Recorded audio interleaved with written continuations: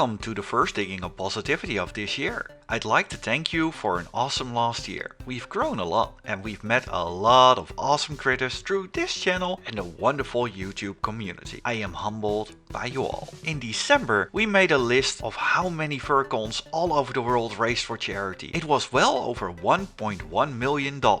And from the looks of it, in 2020 visitors will be even more generous. But before we start off compiling the list of this year, there were two charities from last year who did not make it to the Furry Charity Index, and I'd like to cover them. In the Netherlands, every year in December, the Dutch radio organizes Serious Request, and the Dutch Furries did help along, collecting $263 for the Dutch Red Cross. And in the US, Sparkling Otter and his friends raised $1,210 for Out of the Darkness suicide prevention.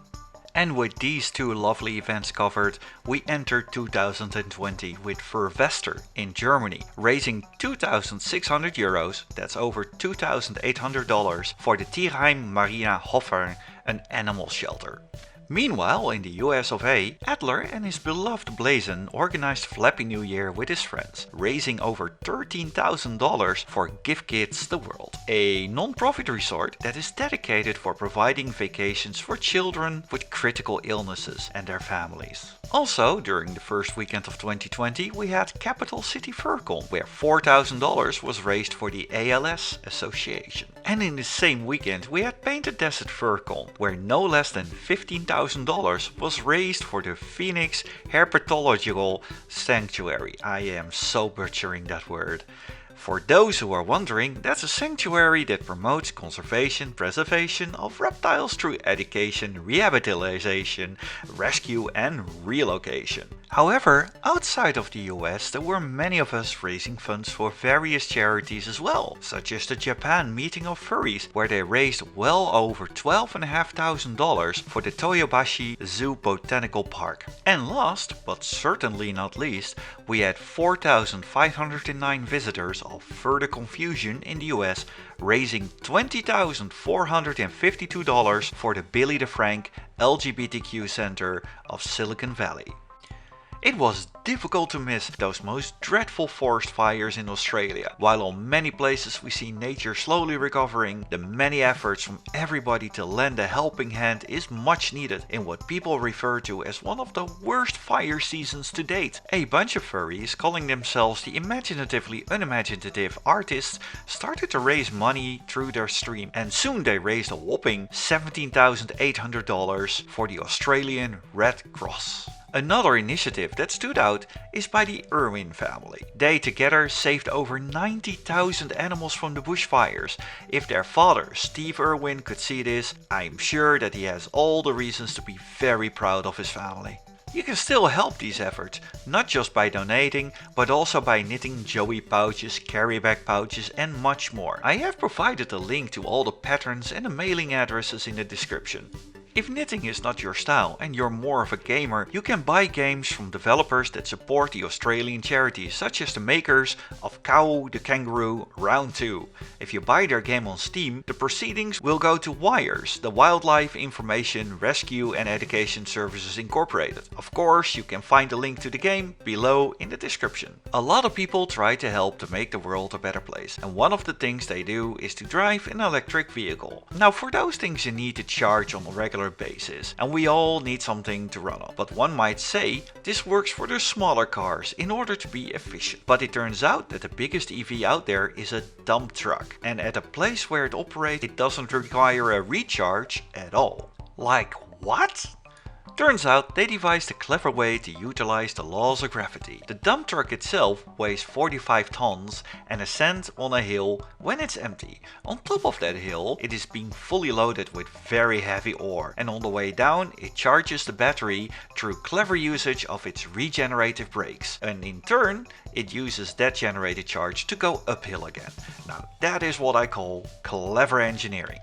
If you read the newspapers or check any news site online, one might say that the Earth is rapidly becoming a much more desolate and barren place. While we do face big challenges, many people are working towards a better tomorrow, and it shows. On our end of the world we see projects like Team Trees, and I was so happy to hear when NASA announced the world is quite literally a greener place than it was 20 years ago. On average, the coverage increased with 5%, and most of it came from two locations that I honestly did not expect: China and India. Of course, there is much to be done, but I'm glad that the results are slowly becoming visible. Links to the NASA article with the journal with the exact data, of course, I have linked in the description.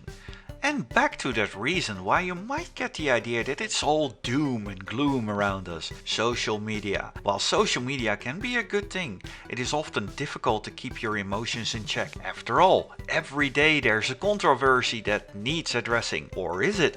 Kaba blah blah decided to dig in deeper, and it turns out not everything is as big and impactful as it seems. After seeing his video, it becomes ever so clear that when you see something that enrages you, double check where it comes from, check the source, and be critical on what you read on your timeline.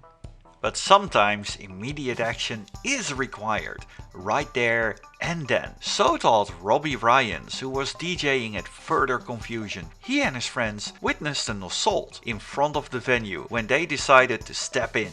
A man tried to assault his girlfriend in her car, and her screams were not ignored. Before the abuser knew it, he was attacked by a flurry of furries. When the police arrived, he was booked in the Santa Clara County Jail, where undoubtedly he has some interesting stories to tell his inmates when they ask what happened.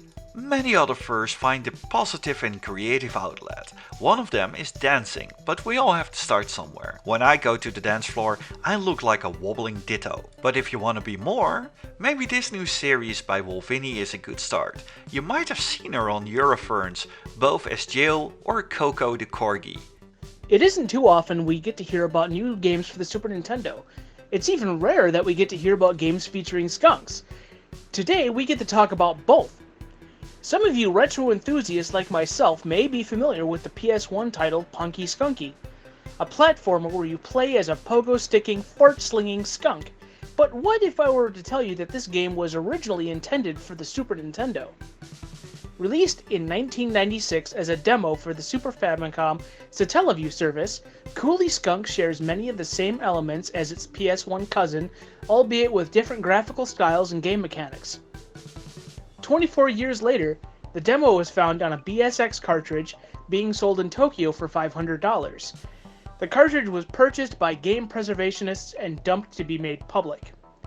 Moreover, ROM hacker Master Fox discovered that the entire game existed within the demo, and thanks to their efforts, we now have the full game from start to finish.